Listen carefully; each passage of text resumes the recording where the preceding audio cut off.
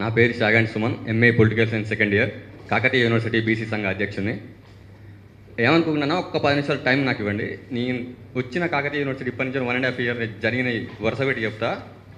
ఒక్క 10 నిమిషాలు నాకు ఏమనుకుంటా టైం అండి అన్న. నేను వచ్చిన ఫస్ట్ కాకతీయ యూనివర్సిటీ అడుగు పెట్టగానే మా మహాత్మా జ్యోతిబాపులే హాస్టల్ పోయినామన్న. మహాత్మా జ్యోతిబాపులే హాస్టల్కి పోగానే దాని పక్కనే ఒక మెస్సు గట్టి ఉంది. 2021లో ఓపెన్ అయిన కాకతీయ యూనివర్సిటీ మహాత్మా జ్యోతిబాపులే మెస్సు. దాని పక్కనే ఉన్న హాస్టల్ పక్కనే ఉన్న మెస్సు. అయితే హాస్టల్ కట్టిన ఆయనకి, మహాత్మా జ్యోతిబాపులే హాస్టల్ కట్టిన ఆ ఇంజనీర్కి ఎంతమంది ఉంటారో తెలుసు. అంటే దాదాపు ఒక 600 మెంబర్స్ ఉంటారని తెలుసు. కానీ ఆ మెస్సు కట్టిన ఆయనకి ఎంతమంది ఉంటారో తెలియదు. మహాత్మా జ్యోతిబాపులే హాస్టల్లోనేమో 600 మంది ఉంటే ఆ మెస్సులనేమో 200 మందికే పర్మిషన్ ఉందట. మాకన్నా సీనియర్ బ్యాచ్ లైబ్రరీకి వస్తే లైబ్రరీలో గట్టి కూకుంటే ఒక 200 మంది కన్నా ఎక్కువ సీట్లు లేవు. 2-3 వేల మంది ఉన్న కాకతీయ యూనివర్సిటీలో 200 మందికి కూడా సీట్లు లేకపోతే ఇంకా దేనికైనా అప్పటి నుంచి లొల్లి పెడితే అవి స్టార్ట్ చేస్తున్నాం అని చెప్పి ఇంకా కన్స్ట్రక్షన్ స్టార్ట్ అవుతూనే ఉంది. ఇంకో 10 సంవత్సరాల దాకా కూడా కన్స్ట్రక్షన్ అట్నే అవుతుంది. అది స్టార్ట్ అవుతుంది. సర్లే ఇంకా కొన్ని చిన్న చిన్న సమస్యలు ఏమన్నా ఉంటాయి, మా ఇంట్లో ఉంటాయి, ఆ ఇల్లు లాగా కాకతీయ యూనివర్సిటీని అనుకున్నాం. అది అయిపోయింది. అయితే మెస్సులోకి వచ్చినామన్న. మెస్సులోకి వస్తే ఫుడ్ బాగుంటుంది కాకతీయ యూనివర్సిటీ నుంచి అని ప్రతిసారి లొల్లు పెడుతుంటే ఇక ఇవాళ బాగుంటుంది, రేపు బాగుంటుంది, హనుమంతుని పెళ్ళి ఇప్పుడు అంటే రేపు అన్నట్టు అది కొనసాగుతూనే ఉంది. అయితే మా మెస్ కమిటీ అని ఉంటుంది.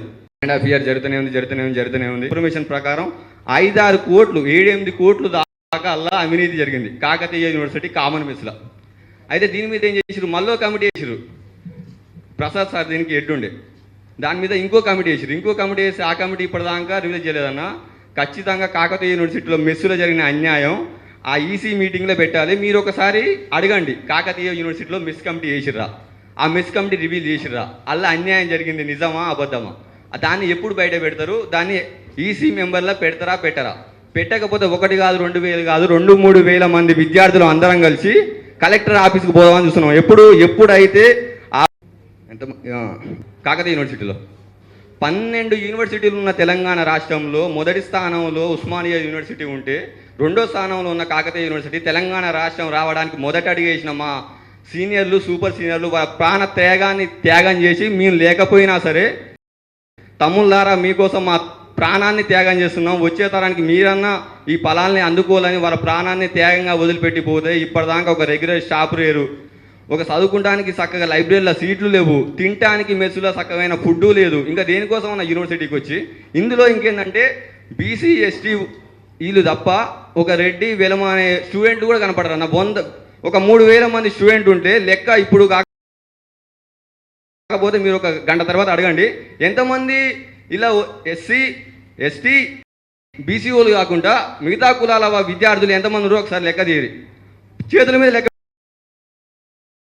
పెడచ్చు మనం ఎంతమంది విద్యార్థులు. వాళ్ళు ఉన్నతమైన స్థానాల్లో ఉన్నతమైన మంచి యూనివర్సిటీలో చదువుకుంటారు. ఇక్కడ ఈ లెక్క అడుగుతాను కూడా ఒక్కడి కూడా లేదు. అసలుకి ఏం ఫుడ్ జరుగుతుంది, ఏం కథ, అసలు మంచి తింటున్నారా లేరా, ఎటువంటి స్టాఫ్ ఉన్నది, రెగ్యులర్ స్టాఫ్ ఎంతమంది కావాలి, రెగ్యులర్ స్టాఫ్ ఉంటే ఎడ్యుకేషన్ ఎట్లుంటుంది, కాంటాక్ట్ బేసిక్ ఎన్ని రోజుల దాకా కాంటాక్ట్ బేసిక్ ఇవ్వాలి, ఒక్కరు కూడా అడిగేటోళ్ళు. వచ్చిన కాంచోని ఎప్పుడు 2024 వస్తే ఇంకో 3 నెలలు అయితే నా కోర్స్ అయిపోతుంది. వచ్చిన కాంచోని ఇప్పటిదాకా నా చదువు ఎంత చదువుతున్నా అంతకన్నా ఎక్కువ పోరాటాలు చేస్తూనే ఉన్నాం. మాకు మంచి విద్య కావాలి, మాకు రెగ్యులర్ స్టాఫ్ కావాలి, మాకు మంచి ఫుడ్ కావాలి. ఆడ మెస్సులో ఎంతమంది అన్నా ఒక రూమ్లో దాదాపు యాజ్ పర్ యూనివర్సిటీ రూల్స్ ప్రకారం ఒక రూమ్కి 3 వేయాలి, నలుగురిని వేస్తారు, 5 వేస్తారు, 3 బెడ్లు ఇస్తారు. ఇప్పుడున్న హాస్టల్లో నీళ్ళే రావట్లే, లోటలు పట్టుకొని బయటికి పోతున్నాం మేము. వాష్రూమ్లకి లోటలు పట్టుకొని బయటికి పోతే 4 రోజులు అడిగినాక ఒక ట్యాంక్ వస్తుంది, పక్కన పెడతారు, అది అయిపోతుంది, ఇంకో ట్యాంక్ వస్తుంది. ఇది ఈ రోజు పుట్టిన సమస్య అంటే ఓకే మేము అనుకుంటాం. 3-4 సంవత్సరాల నుంచి ఇదే సమస్య. ఒక హాస్టల్లో నీళ్లు కూడా రాకపోతే ఈ సమస్య తెలవదా ఇలాగ అనుకుంటే తెలిసినా కానీ ఎందుకు పట్టించుకోవట్లేదు. ఏం లేదు, ఇవాళ అడుగుతారు, రేపు పోతారు, 4 రోజుల తర్వాత మళ్ళీ కొత్త విద్యార్థి వస్తారు, వాళ్ళు 4 రోజులు అడుగుతారు, పోతారు. ఇప్పటిదాకా అడిగేటోళ్ళే లేరన్న. మీరు కూడా ఇక్కడికి వచ్చి సమస్య విందాం, రాసుకుందాం, పోదాం అనే ఉద్దేశంతో వస్తే మాత్రం ఇంకోసారి యూనివర్సిటీకి రాకండి అన్న. మీ ఎందుకంటే గల్లా బట్టి అదే అవకాశం నాకుందన్న. రీకాల్ 7200 రీకాల్ పెడదామని ఎప్పుడైతే మీరు అన్నారో మిమ్మల్ని కూడా గల్లా పట్టుకుని అడిగే అవకాశం నాకున్నది. వీడికి వచ్చి సమస్యలను పరిష్కరిస్తాం, ఇలా మేము 10 సమస్యలు రాసుకుంటే 8 సమస్యలైనా పరిష్కరిస్తామనే ఉద్దేశంతో ఉంటేనేమో ఏ రాజకీయ నాయకులైనా యూనివర్సిటీలో అడుగు పెట్టండి. లేదు వస్తాం పోతాం చూసుకుంటాం, మా రాజకీయ స్వలాభం కోసం మా రాజకీయ సులాభాల కోసం ఫోటోలు దిగుతాం, 10 మందితో తిరుగుతాం, మా పేపర్లో పేరు ఎక్కించుకుంటామనే ఉద్దేశంతో వస్తే ఏ ఒక్క రాజకీయ నాయకుడు కూడా ఈ యూనివర్సిటీలో అడుగు పెడతానికి ఒక్క అడుగు కూడా ముంగడికి రానియమన్నా.